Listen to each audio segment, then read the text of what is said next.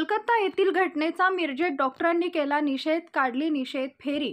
मिरज शासकीय रुग्णालयातील निवासी डॉक्टरांचे तिसऱ्या दिवशीही काम बंद आंदोलन सुरूच। कोलकाता या ठिकाणी महिला डॉक्टरवर बलात्कार करून हत्या करण्यात आली होती। या घटनेचा सर्व स्तरातून निषेध व्यक्त करण्यात येत आहे। तर मिरज शासकीय वैद्यकीय महाविद्यालय आणि रुग्णालयातील महाराष्ट्र राज्य निवासी डॉक्टर संघटनेच्या मार्डच्या वतीने निषेध व्यक्त करण्यात आला होता। आज तिसऱ्या दिवशीही निवासी डॉक्टरांच्या वतीनं मिरज शासकीय रुग्णालयात जोरदार निदर्शने घोषणाबाजी करण्यात आली। रुग्णालयातील सर्व निवासी डॉक्टरांनी काम बंद आंदोलन अजूनही सुरूच ठेवलंय।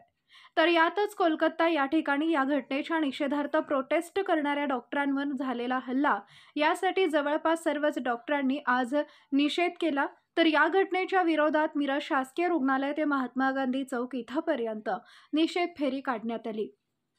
तातडीनं या घटनेतील आरोपींना फाशीची शिक्षा देण्याची मागणी केंद्र सरकारने तातडीनं डॉक्टरांना संरक्षण देण्याचा कायदा बनवावा अशी मागणी यावेळी करण्यात आली। यावेळी मिरज शासकीय रुग्णालयाचे अधिष्ठाता डॉक्टर प्रकाश गुरव, सह अधिष्ठाता डॉक्टर रुपेश शिंदे यांच्यासह मार्ड संघटनेचे डॉक्टर अमोल भडबडे यांच्यासह सर्व निवासी डॉक्टर्स व स्टाफ यावेळी उपस्थित होता। दोषींवर कारवाई होत नाही तोवर हे आंदोलन सुरूच ठेवत असल्याचं सांगितलंय। सदरचे आंदोलन आज दिनांक 16 ऑगस्ट 2024 रोजी सकाळी 12 वाजता घेण्यात आले।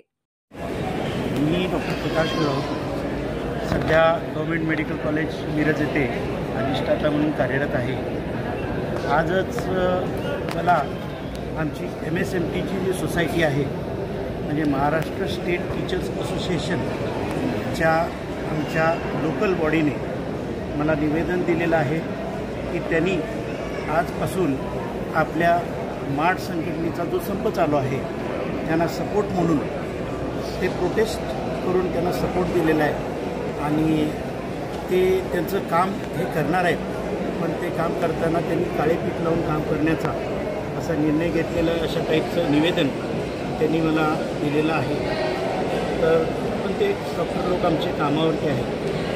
इतर जे माझे मार्ड संपामध्ये भाग घेतलेले जे रेसिडेंट आहेत ते अगदी ग्रासरूट लेवलला काम करणारे माझे रेसिडेंट आहेत। ते फर्स्ट टाईम वर्कर्स म्हणजे ज्या ठिकाणी पेशंट पहिला येतो तो बघितण्याचं काम हे आमचे रेसिडेंटच करत असतात।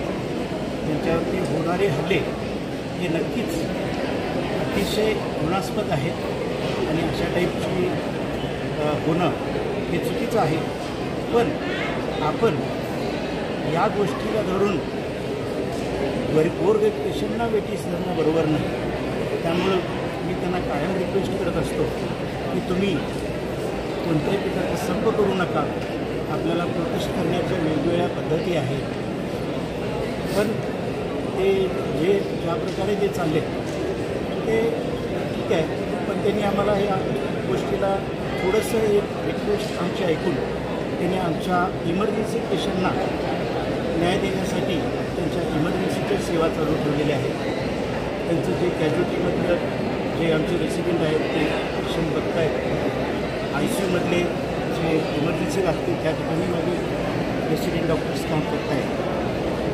इतर OPD आणि IPD आणि इतर रूटीन टाईप ऑफ ऑपरेशनमध्ये माझे जे रेग्युलर स्टाफ आहे, जे असिस्टंट प्रोफेसर आहेत, असोसिएट प्रोफेसर आहेत आणि प्रोफेसर आहेत, ते सध्या कार्यरत ठेवलेले आहेत।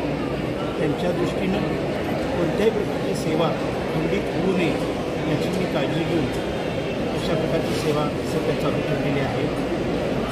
तर आजचा त्यांचा तिसरा दिवस आहे।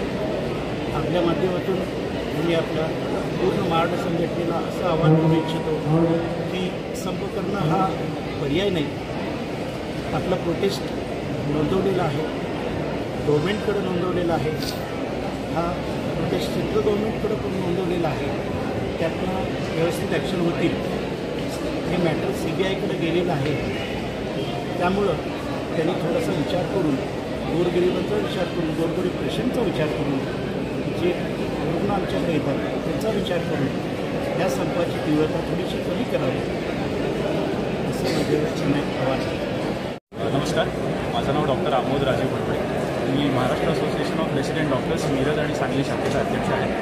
कलकत्त्यामध्ये जी द्वितीय वर्षीय पल्मनरी मेडिसिनची जी निवासी डॉक्टर होती तिच्यावर झालेला जो बलात्कार आणि खूनचा हिंसक व अमानवीय जे कृत्य तिच्यावर झालं त्याच्या निषेधार्थ आमचा हा 4था दिवस आहे. आम्ही राज्यस्तरीय संप Maharashtra Association of Resident doctors या संघटनेने राज्यस्तरीय संप या अनुषंगाने पुकारला आहे. आमच्या या संपासाठीच्या प्रमुख 3 मागण्या आहेत. प्रथम मागणी ही आहे की आम्हाला जो कोणी दोषी आहे, ज्यांनी हे अमानवीय कृत्य केलं आहे, ज्यांनी हे घृणास्पद कृत्य केलं आहे, त्या सगळ्याला एकाला किंवा जे लोक त्याच्यात इन्वॉल्ड असतात त्या प्रत्येकाला तशीच शिक्षा मिळाली पाहिजे. तसंच द्वितीय मागणी आमची ही आहे केंद्र सरकारकडे की डॉक्टरांच्या सुरक्षतेसाठी सेंट्रल हेल्थकेअर प्रोटेक्शन ॲक्ट ह्या कायद्याची केंद्र सरकारने आम्हाला लिखित आश्युरन्स तरी द्यायला पाहिजे की ते लोकसभेत आणि राज्यसभेत हा कायदा लवकरात लवकर आणतील. कारण आपल्याला कल्पना असेल जी काही घटना झाली ती हॉस्पिटलच्या प्रिमायसेसमध्ये झाली, हॉस्पिटलच्या कॅम्पसमध्ये झाली. जिकडे निवासी डॉक्टरला, महिला निवासी डॉक्टरला सगळ्यात जास्त सुरक्षित वाटायला पाहिजे होतं, तिथेच तिच्यावर हा अत्याचार करण्यात आला. म्हणून केंद्र सरकारने तातडीने या गोष्टीची दखल घ्यावी आणि हा कायदा लोकसभेत आणि राज्यसभेत आणावा. तिसरी मागणी आमची ही आहे की 2 दिवसापूर्वी या घटनेनंतर आर्जिकर मेडिकल कॉलेजमध्ये जे आमचे कलिग्स आहेत, निवासी डॉक्टर्स आहेत, त्यांनी या विरोधात शांततेचा प्रोटेस्ट चालू केला होता, निदर्शनं चालू केली होती. त्याच्या विरोधातही बंगालमध्ये असे काही सध्या तरी अनआयडेंटिफाईड ग्रुप्स आहेत ज्यांनी त्यांच्यावर हल्ला केला आणि आर्जिकल मेडिकल कॉलेजच्या आपत्कालीन विभाग किंवा बाकीचे पण जे विभाग आहेत तिकडे तोडफोड केली. तर हे जे कोणी लोक होते त्यांची आयडेंटिटी तिकडच्या सरकारने व केंद्र सरकारने लवकरात लवकर प्राप्त करावी आणि त्यांच्यावर कठोर कारवाई करावी ही आमची